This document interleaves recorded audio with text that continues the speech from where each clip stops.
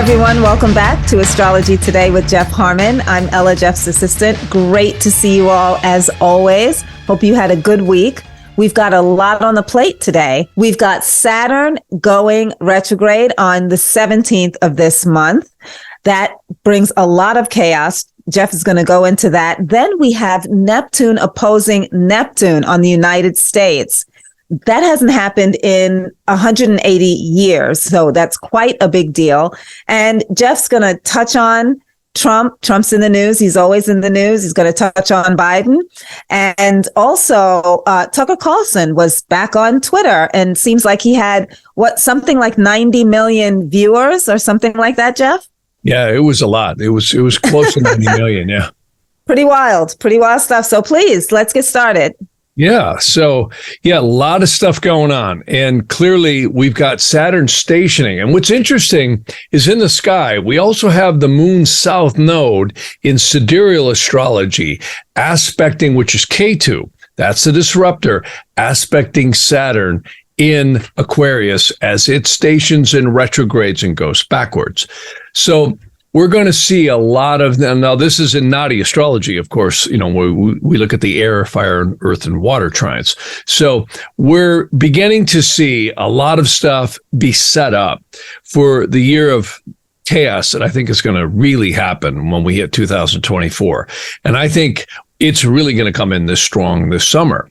And also on the flip side of the coin, there was an interesting situation that happened in Nevada where a UFO was reportedly crashed in someone's out, I think back of their yard. It was a ways away. And they were reporting seeing 8 to 10 foot beings. And they called the police. This was on a 911 call. I actually heard it. Quite stunning because, apparently, they disappeared right afterwards, and I'm sure the military showed up with their neuralizers. Look over here, folks. You saw swamp gas from Venus. Beef, just like Men in Black, and they all probably got reprogrammed. But in all sincerity, it does look like something happened. And it's interesting. Chris Bledsoe, who we had on the show, actually said this. This is kind of what I felt, too, from different inquiries. There's not going to be any open disclosure by the government. But what's going to happen is events might start becoming so frequent and they might get so publicized that they won't be able to deny it. So it's really looking that way to me.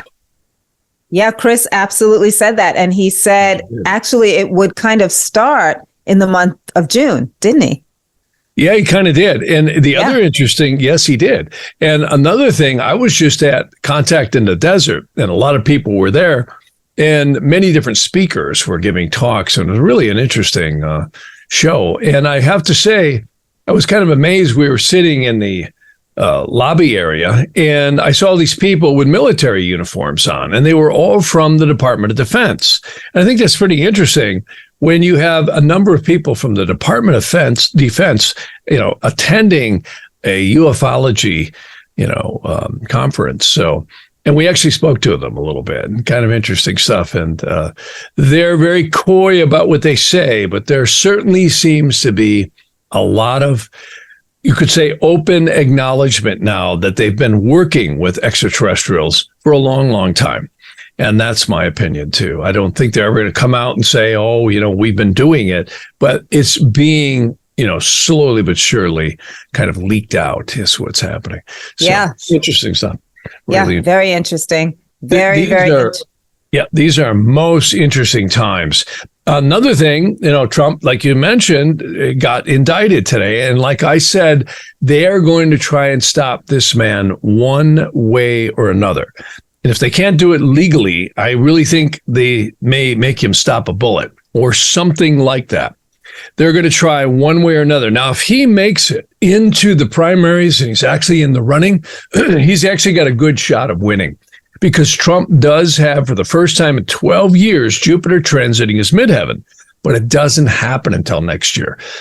So they're going out of their way right now to stop him. And of course, that coincides perfectly with the rollout of the FBI document being disclosed to the House Judiciary Committee. And of course, there's overwhelming proof that they say that millions were paid to not only Biden himself, Joe Biden, but also his family, and particularly Hunter, through And of course, what do we have? We have Trump getting indicted to mask that. And if you turn on rest of the mind control news, you hear nothing. It's all Trump, Trump, Trump. So Biden, again, has denied it in front of the microphone. He's basically made a joke about it, saying, where's the money? Well, they kind of found the money from what I've seen. They found it in all the LLCs that were daisy chained to throw banana peels into anyone being able to directly find it. But it appears that the House Judiciary Committee is not going to stop. And I still maintain the astrology says this guy I just don't see him completing his presidency, even if we end up with Harris. And, I mean, really, when you look at Biden and Harris, there's not much difference. They both don't know what they're doing. So we've been getting along so far. I guess we'll make it through until somebody else gets in there. 2024, so, right? Yeah. If we have a country left, And I really say the games are beginning again with this Saturn going retrograde. We also have Neptune going retrograde right at the end of June 30th. And that ties back into the second Neptune opposition Neptune on the United States. This is powerful stuff. And again, subterfuge, trickery, more blowing smoke up our rear ends and then telling us, it's a clear day, right? So a lot of stuff going on. And I still say the big setup is this fall. And when we start getting into October and November, that's when it really hits. That's when we have the primary directed Mars over the moon, and we have Saturn by transit doing the conjunction by station right over the moon as it stations and goes direct in November. So Saturn goes retrograde now in June, but it'll station and go direct in November. So right at the end of October. So this is definitely a very, very powerful setup. Another thing we did today too is you and I were looking at Ukraine's birth chart, which Ukraine was believed to be August 24th of 1991, right? At around 5:31 p.m. Astrologers have a couple different times. But here's what's interesting. That's when Ukraine declared itself, sovereign or apart from the old Russia. And isn't it interesting? The war in Ukraine back in 220 broke out precisely on the Saturn return of Ukraine. And because I don't know who picked that birth chart in Ukraine, but I can tell you it's horrible. It was a Saturn in the ascendant and moon in the ascendant. So not only do you have a Saturn return going on over Ukraine right when the war started, but it also had Sati Sate. So this setup has been going on for probably the last 4 or 5 years. Before the war, the setups, I think it took them that long to get the labs in place. And then the latter part now is the mop up. It's not going to end until like 2025. So this is an ongoing situation that's going to keep going. Everything points towards we're going to see this whole world upside down between now and the next 2 years. And let's hope we are the phoenix rising out of the ashes, but pretty crazy. Pretty crazy. Well, it seems like, is it fair to say that this Saturn retrograde is setting it all up? Well, Saturn goes retrograde every year. That's an occurrence every year. I think what's setting it up the most now is because it is retrograding over the United States moon. And of course, it's interesting, it's doing the same thing over Ukraine. And China even has the same thing. China has a Sati Sati also going on. And it's really interesting how, all these countries are interplayed in one way or another.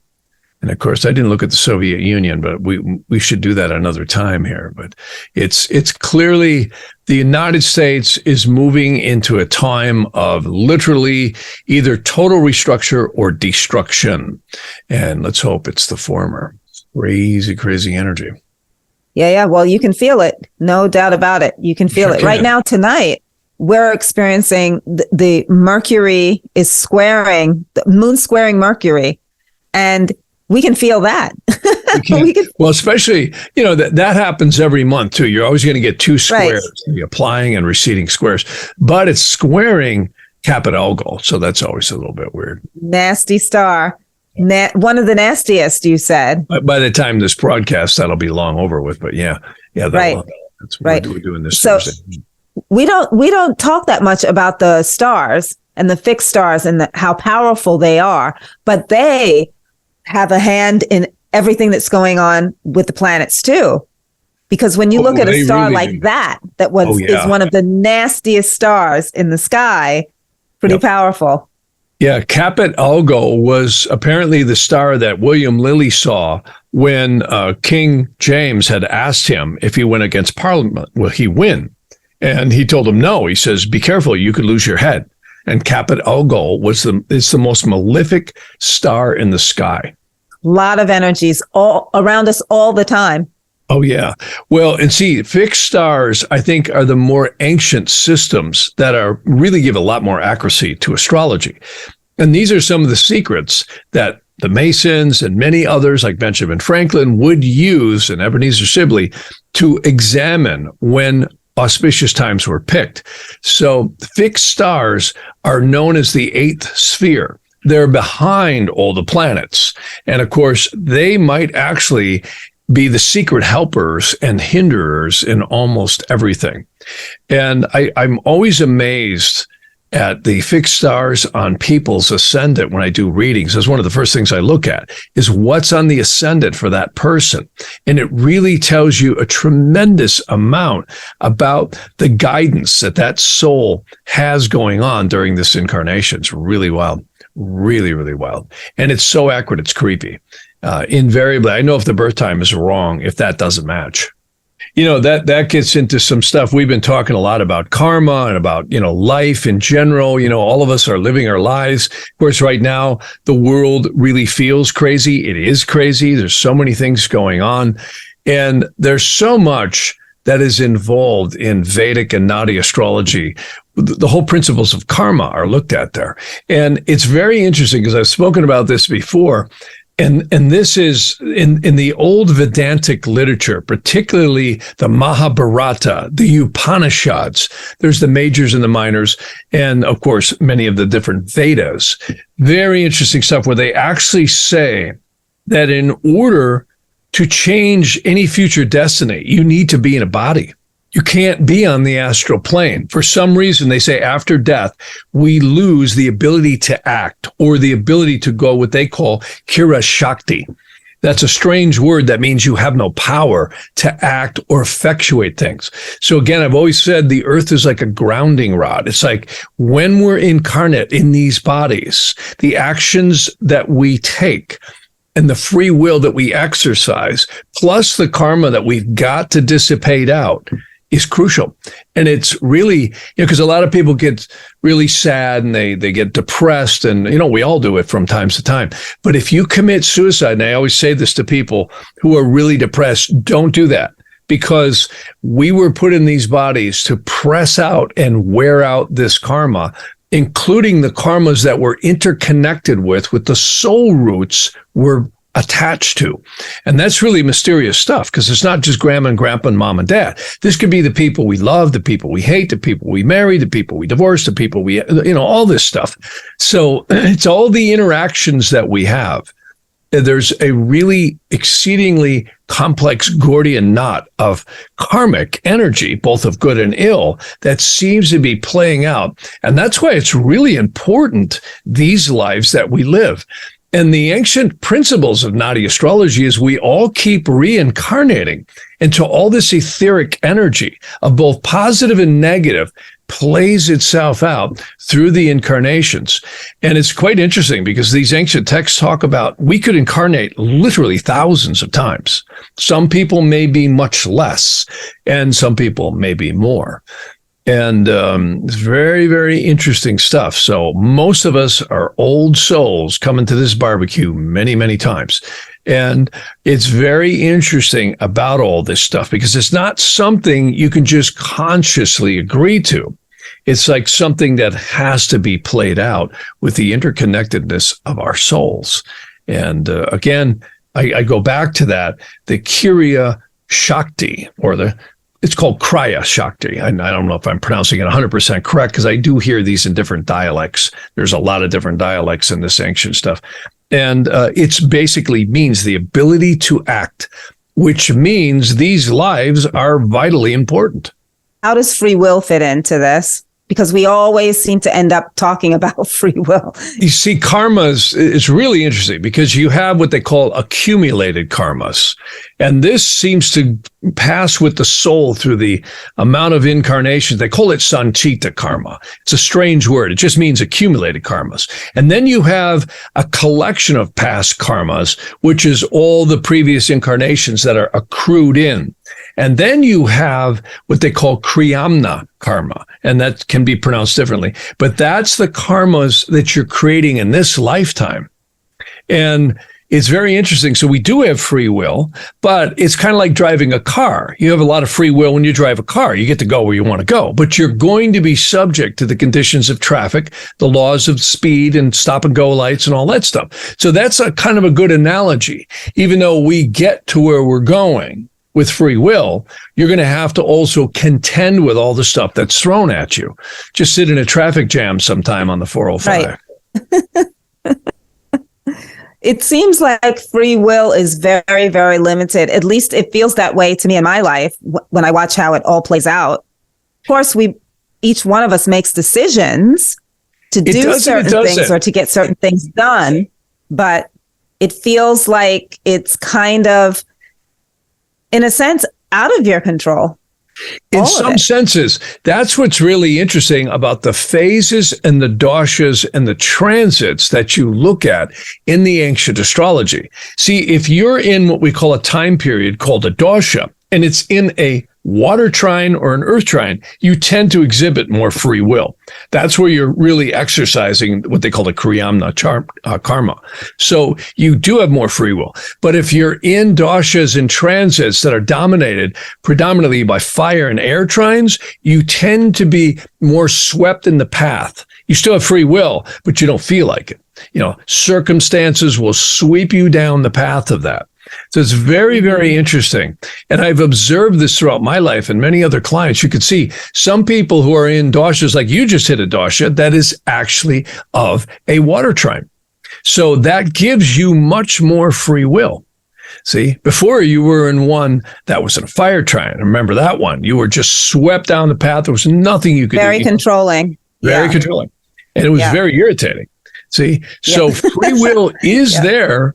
And again, I'm not here to bash the religions, but I really do say their demonization of astrology, especially the ancient real stuff, the stuff prior to the 1600s, was truly not only just astronomy, but it was extrapolating astronomy to the path and the journey of the soul in a very sacred way. And it actually proves divinity, proves God, and it proves that we are souls having a physical experience, which I think is profound.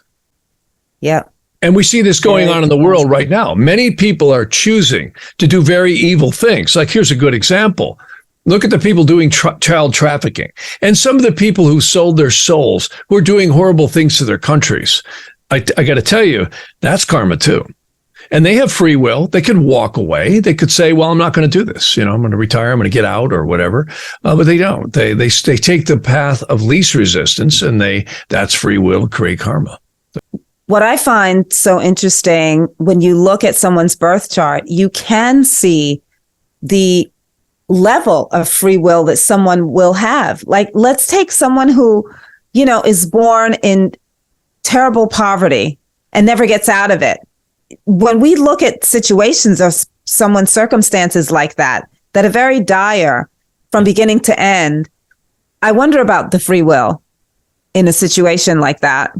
Yeah, well, a lot of that, too, is karma playing itself out, because if you think about a child, there's probably no condition that we have less free will than the parents and the environments we were born into originally. I mean, you think about that. Talk about being helpless. We come in, we can't walk, we can't talk, we can't see, and we're completely dependent on the parents.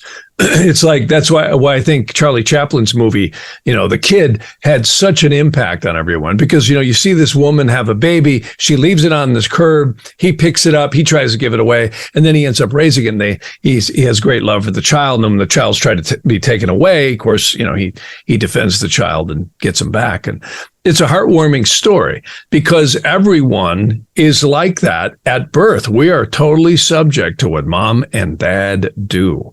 and their worlds, their environments, their habits. So that's you could say, absolutely, the accumulated karmas that we all are subject to, and you can't get out of it.